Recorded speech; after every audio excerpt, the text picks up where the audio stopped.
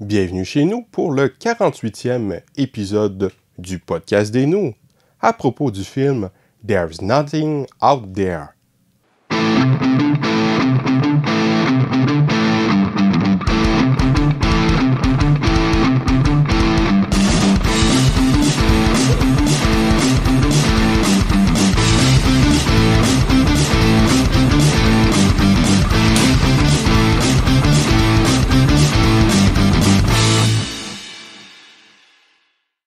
Voici maintenant la chronique culturelle, parce que nous autres, on est culturés, man.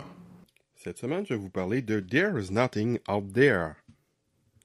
5 ans avant Scream, un autre film d'horreur semi-parodique jouant sur les clichés des films d'horreur. Mais ce n'est certainement pas Scream. C'est un film à petit budget distribué par Trauma Entertainment à l'époque. Un film qui se prend moins au sérieux, avec un scénario qui au fond approfondit assez peu ses personnages. Et puis ce n'est pas à propos d'un tueur, mais d'une créature inconnue. Il y a tout de même quelques petites ressemblances. Mais avant d'être un prédécesseur de Scream, ce film est un série Z, bien amusant, qui ne se prend pas du tout au sérieux. Je me suis tapé plusieurs moments de franche rigolade dans ce film, et malgré le côté caricatural des personnages et de la réalisation et le micro-budget, ce n'est vraiment pas mauvais. Sur le long terme, je me suis attaché un peu aux personnages. Le générique d'ouverture m'a surpris pour un film à si petit budget du début des années 90. Malgré que pendant une bonne partie du film, on ne voit pas vraiment la créature, et le peu qu'on en voit semble pathétique, quand on la voit au complet, elle est en fait assez bien faite. Il y a de l'idée dans l'ensemble, c'est assez imaginatif par moments. J'ai franchement passé un bon moment.